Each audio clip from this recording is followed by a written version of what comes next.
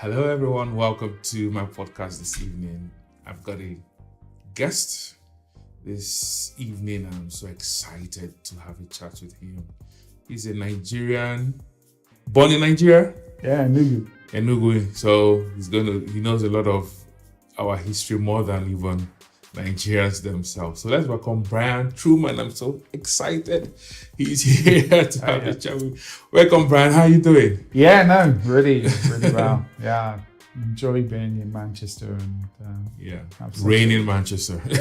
Yeah, it was raining traveling up, but all good. So, what is your connection to Nigeria? The people would love to know. So, my father was working for the World Health and the World Bank Organization. And he was the company drilled for water, creating boreholes and different wells, subartesian, irrigation for farming. His business was contracted by the Nigerian government. So he moved out there in 1954, and the main base for the company Balakani was in Enugu, but slightly outside. There's a little village called Eke. And that's where I was born. That's where I grew up. I was there for 7 years. The chief of the village, Nyama, he gave me my African name. So, which is Chukwa Emeka. Chukwa Emeka. Yeah. And the first day we met, that's my elder brother's name too. His name is Chukwa Emeka. Okay. And I told you also that that's the name of the man that led the Biafran War. Chukwu Emeka Ojukwu. Yeah, I know. Colonel Ojukwu. Yeah. We didn't live too far from where he lived. Yeah. He was near the airport. Loved it. By the age of 2, I was bilingual. I was speaking English and Igbo. Amazing. My schooling was great. Something very special about Enugu. I just remember being around. My school was very near where the railway station is, and there was so many steam trains that used to come through there in those days. True. And then when the Biafran War came along, we in our family we had a guy who used to cook for us, Christopher, and just fabulous, him and his wife. And then we had a guy named Julius who used to look after me because my mum and dad worked. Julius was a great guy. But I must have given him the biggest headache. I was not an easy child. I was true Nigerian through and through. Yeah, absolutely. He was a young man with grey hair by the time I finished. And then we had a driver. Joseph. Man, he was so much fun. And what was lovely about my parents is that the Aniangelos were very close friends of my dad, and Tony Aniangelo, who eventually rewrote the Nigerian constitution when it became independent. It's also known as the Aniangelo Constitution. So I grew up with them. The family, Charles and Amaka is another one. They were all great friends of mine, and still are. And Mama May, Tony's wife, she's still alive now. She's 91 now. Gosh. I was out in Abuja a couple of years ago visiting her, and I did a surprise visit to wish her happy birthday. So, Charles, you may know Charles. Charles heads up Arise TV. He's one of the principal announcers and speakers. Really? So nice. Charles and I are the best of friends. And I got a great little story. Charles mentioned that Mama May, my adopted African mama, she was having her birthday and she was going to be 88. And I hadn't seen her in 20 years. I went out in 2000. And they were still living in Enugu then, GRA. And then he made mention that she's a little bit more frail now. And I thought, you know what? It's really on my heart to go and see her. So I made all the preparations to go. I booked my flight and everything to Abuja. And then I went to get my visa at the Nigerian embassy. Oh, it's going to be... So I walk in there and there's a really helpful guy. He's like security and sitting at the administration desk. And he was really nice. He said, well, it's going to take at least 4 to 6 weeks to get your visa. Yeah. I said, well, I'm flying on Saturday. He said, a lot of people make that mistake.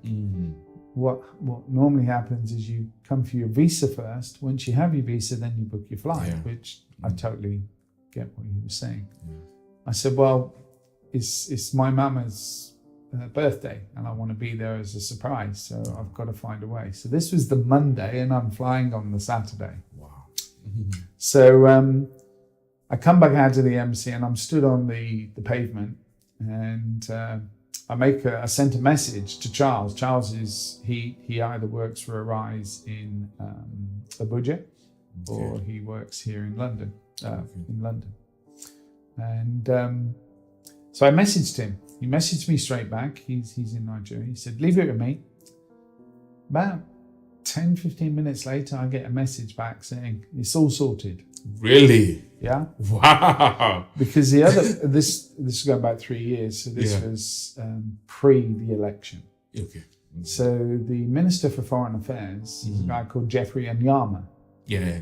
Now, Jeffrey I grew up with. His birthday and my birthday are the same day. Wow. February the 2nd. Wow. All right. So he's part of the Nyama family, which is the chief of the village and all that. So he contacts the ambassador for London, Nigerian ambassador for London, and instructs him to get my visa sorted out straight away. Wow. So on the Tuesday, I walked back in to get your visa to the embassy. The gentleman who saw me remembers me. Yeah. And he says, what are you doing back? He said, I gave you the forms. Have you filled the forms out? I said, oh, no, it's all been taken care of. My visa's ready for me. He says, I don't think so. Things don't happen that quickly. I said, well, if you go and check with, and I had a name, apologies, I can't remember the name. So he went off and he comes back. He says, I'm really surprised. Yes, your visa's ready. You see. Not only that, I go through and the ambassador himself comes and greets me. A real privilege. So this is the Tuesday and I'm flying on the Saturday. And I arrive in Abuja and I'm brought secretly. Mama doesn't know I'm coming. And remember Charles takes me into the house, beautiful house they have in Abuja. And went upstairs and I'm just stood outside the bedroom door because she's pretty much in bed most of the time. So he goes in, he kisses Mama and wishes her happy birthday. And he says, I've got a surprise for you, Mama. And I walk in through the door. Oh my goodness, she screamed. She remembered you? Oh yeah. So, and she's my adopted Mama. I adore her. And she's got a beautiful faith. She's Catholic through and through. Yeah. But she carries just a beautiful spirituality about her. And we both cried. And I just held her and it's like a little bit of touching my history and touching my past. And she knew my mum and knew my dad, and my mum and dad have since passed on. It just was a surreal time. But all the family were there as well. So I got to meet up because the Aniaglo family is 5 sons and 5 daughters. So basically I've got 5 African brothers and 5 African sisters, and I adore them too. And they've got their own children now, and so it was surreal. And I keep in touch. I meet up with Charles quite a lot, so I just have that bond. That's amazing. You just mentioned the past, and incidentally, I just got open on the house I was working on a teaching on looking back. Okay. When you just mentioned looking back to your past, I was like, that would be something we could have a chat about. Yeah, looking back, the benefits of looking back. Yeah. Most times when we get older, we sort of reminisce about the good old days, and all that. Yeah, it had its snags like the children of Israel in the wilderness. Yeah. When they encounter just one problem, issue along the way, they want to run back. Yes. But the question is, where are they running back to? To slavery. That's the bad kind of looking back, but there's a good kind. When you look back, you reminisce over the good old times. It helps your mental health, I believe. Yeah. Then also looking back to what God has done in the past. You remind yourself of the miracles of the past. It builds your faith. So can we have a chat about looking back in any context you want to look at it? What does that mean to you, looking back, casting your mind back as a Christian, as a human? I think when I look back, I am very proud of my roots. My very first breath in life, my very first heartbeat, my very first foot in the soil was ordained by the King of Kings, the King of all creation. And he formed me in my mother's womb at a specific moment in time. That happened to be being birthed in a new. So my earthly heritage, I'm extremely proud of, and I feel very privileged to have grown up the way I did. My parents had no prejudice in me, and one of the strengths, I believe, of my family is that they never indoctrinated me. They never forced their beliefs or their ways on me. They taught us, my brother and my sister and I, to be able to reason and debate and to find our own pathways. And in that, one of the brothers, Emeka, Emeka, he went on to become a professor of history, and he was in Columbus, Ohio for quite a while. He's since now moved back to and lives in Abuja around the family. Well, he came to England as a very poorly person in 1975, and he had a hole in his heart and a blocked valve. So he came and he lived with us before the operation, and he was a very frail person, like a very, very old man, could hardly walk the stairs. And his relationship and mine were probably closer than Charles when we were youngsters. But as I've grown older, because Charles comes to England quite a lot, I get to see him. But one of the things that Emeka said to me, and he came to England, this was in 2000, I was living in Horsham at the time. So I was 40 years old. And we walked into town, and he put his arm around my shoulder and he said, "Bro, you ain't changed." He says, "You're still colourblind." He says, and do you know what? That to me was probably one of the greatest things that's been said, because I wasn't conscious of it. And it's beautiful to live our lives like that. So growing up, I was the only white person in the village. Yeah. So when I went back in 2000, I went with Reinhard Bonnke's team to Enugu in December 2000. And I went and visited Tony and May in GRA. And then I went to Eke. They took me to Eke. And they took me to meet Nyama, the chief. And he was still the same chief as when I was 7 years old. Wow. So this is like 33 years later. Wow, He says, "I remember you." But do you know what? The one thing that really impacted me and on my spiritual walk is that when I came into Nyama's presence, and they were holding a meeting of the elders of the village, and we were very privileged to be invited in. And he said to me, he says, "I remember you." He said, "You are the son of Sidney Truman." He didn't call me by my name. He identified me in my father's name. And that taught me a lot. I want to be identified in my Father's name, Yes. not mine. And I think the other thing that really impacted me growing up in Nigeria, I didn't know any other culture, I didn't know any other lifestyle than I was growing up in, is that the spirituality that was out there, albeit it was animism and jujus and witch doctors, but it's still spirituality. Yeah, definitely. So I grew up in this environment of spirituality and respected it. There was an incident in the family. I was about 3 or 4 years old, and it was coming into Easter time and great celebrations. And we used to have the dancers come and the jujus would come. The masquerades. And these beautiful masks, huge masks. And for a young boy, I'd sort of grown up around it, but I was still sensitive to it.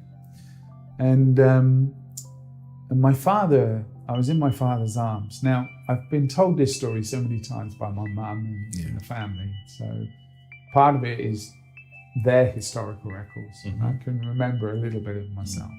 So I'm in my father's arms, and he puts some money into my hand to give to the witch doctor. I wouldn't do it.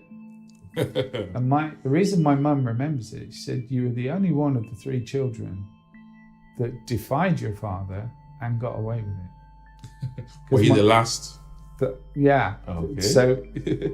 So my father was a very extraordinary man. His word was his bond. Absolutely fabulous man. But he didn't show his emotions. He'd grown up in that culture where men's emotions were not to be suppressed. But his faithfulness in working hard and providing for us as a family, and in his business, his word was his bond. His integrity was extraordinarily high, and I hold him in high esteem. But he was quite strict. We were heavily disciplined. If I needed to be caned, I was caned, which is right. I know in the modern day that's slightly changed. And the other thing he used to do is give me lines. I used to have to write lines. Oh my goodness. I have got the best handwriting in the world. Because of that. Because of that. Anyway, I refused to give this money. I fought him. And he and I threw the money on the floor. He picked it up, put it back in my hand. He said, "You will." I'm not giving it. I'm not trading. And what I learned in later life is that I didn't want to trade with anything that was not of the kingdom. It was already in me. Wow. I didn't want to trade with evil. Not that I'm saying that all animism is evil. I think there's a genuine, beautiful spirituality in the heart of a lot of people. And sometimes we just follow the cultural path and see that spirituality develop. But when you have the encounter with Jesus, the strength of where you are spiritually moves across to truth. And suddenly you find a depth of spirituality in Christianity. Absolutely. Yeah. So I think that was a hallmark of me. So when I came back to England, all that heritage was in me. Nigerian heritage was there through and through and through. I loved the village that I grew up in. I had so many friends there. The schooling that I went to, everything was, there was no separation, right? And there shouldn't be.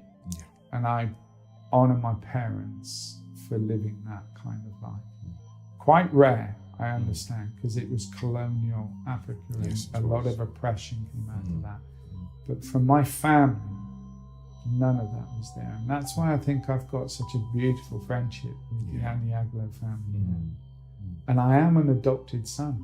She's proud of me, and I'm privileged to have a mama like that. Sadly, Tony passed, but mama's still. So for me, when I came to England, I came into an alien culture. I found it ever so difficult. And then, back in the 60s, nobody knew about culture shock. Yeah, nobody. Nobody. But I suffered it. Mm-hmm. Mm-hmm. And so when I started English school, and in Salisbury, at that time, there were no ethnic minorities at all. It was just all white. And educationally, I was from a different background. Yeah. So I was trying to fit in with an alien culture. The educational system was totally different to what I had. And because I'd been schooled pretty much in an African way, my level of education was slightly higher. So my reading ability was better, my maths was better, my English was better, because my mum made sure that I was well schooled. So I didn't fit into school. It's good to hear that, because even up to date, when kids from Nigeria come either to America, Canada, or the UK, they're at a much higher level. So I'm surprised that it was the same back then. Yeah, no. Really, I would have thought the reverse would have been the case. And I was very confident. Wow. You see, so I've come from a beautiful background where I had a lot of freedom, experienced a lot of things. Living out in Eke, then it was, jungle. It was great, And I had a rhesus monkey, I had a dog, I had chameleons, we had boa constrictors, we had, and scorpions. I used to play with scorpions. And really? Open up the rocks. You find them. But you'd open up the rocks and you'd run. And just see what was there. You used to poke them with sticks. And so when you've grown up in such a raw environment, but a very rich heritage, and you've been sort of integrated to African life, coming to England was tough. Absolutely. So in my first few days of being at school, I couldn't settle, and that got me a reputation of being a difficult child. And because that started right in my, I was in the last month of infant school, then I went to junior school, I was 7 years old. By the time I got to junior school, they'd already got me down as a troublemaker. I wasn't a troublemaker, it's just that I had a lot of vision, I had a lot of energy, I saw things in a different way. I had a rich heritage inside of me that was being suppressed. And I had to fit into this ABC culture of education. And I wasn't ABC, I was QZB, I was totally different. And so when I got to junior school, they had a reputation. And that reputation followed me not just through my junior school, but I went to grammar school. I went to grammar school afterwards. And that followed me all the way through. So I suffered in the educational system. And I've been a very strong believer that our educational system should not be ABC. We've got to pull out the giftings in each other. Find out what the beauty is in each person. And I know that and probably nurture it. And nurture it. So when I left my grammar school, I only had 5 O-levels and I didn't do very well. I think the best I got was a C. But I went on to further education. I went on to the local college. And as soon as I got to college, everything changed. Wow. It was mixed. It was relaxed with the teachers. The lecturers were called by their first names. They got to know us. It was a relational teaching rather than a grammar school was very strict. Very strict, yeah.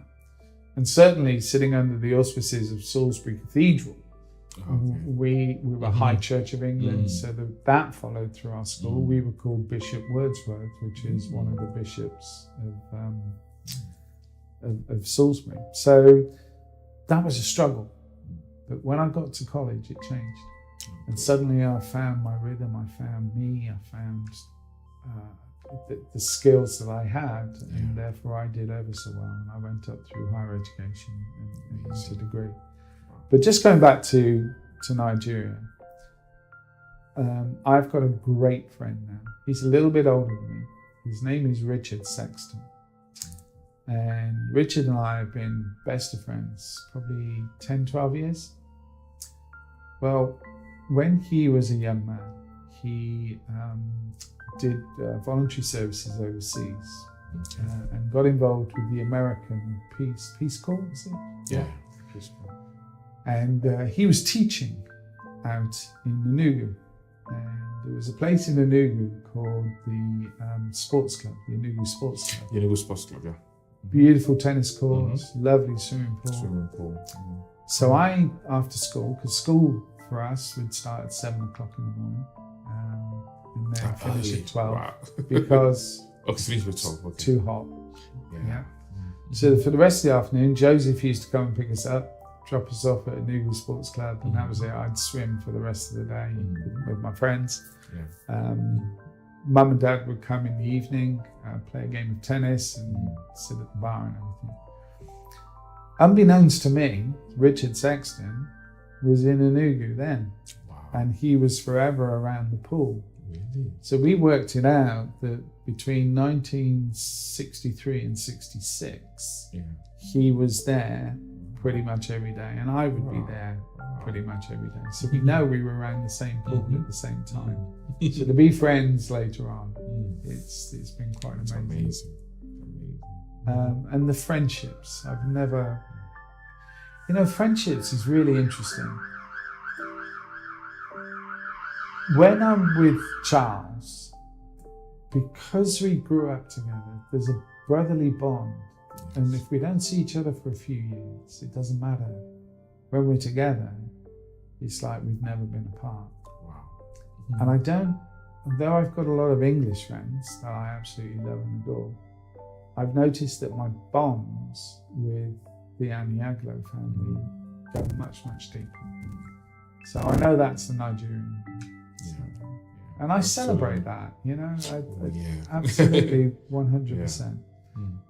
Spiritually, I got saved when I was 19. Okay. But I think I had a sensitivity in me all the way through.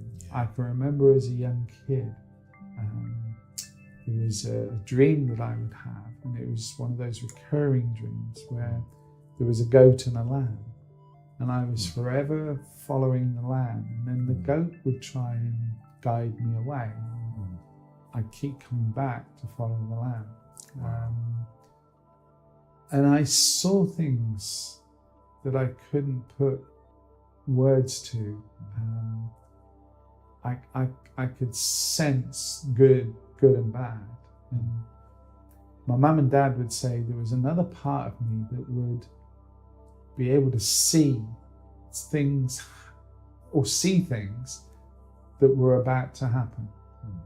And she said, my mum said, you always had a sixth sense about you that was extraordinary. So when I was 19 and I got saved, my encounter with the Holy Spirit was so deep. Can you tell us a bit about that event, the day you got saved? So I grew up in England from 67, and I never went to church. My parents weren't Christians.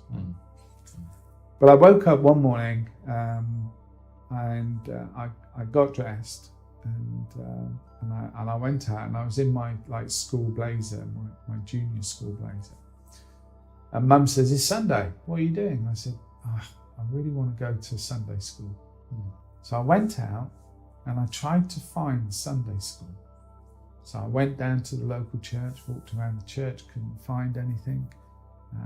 I went to the edge of the church where the school and like community centre was, couldn't find it.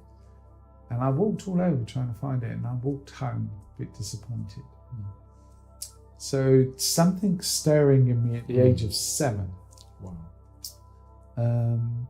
And then my dad started reading some books by Eric von Daniken, which is The Chariot of Gods. And he and I sat and talked, and he said, "Well, do you know," he says, "I believe things spiritually, but he says, I've got a feeling Jesus might have been a spaceman."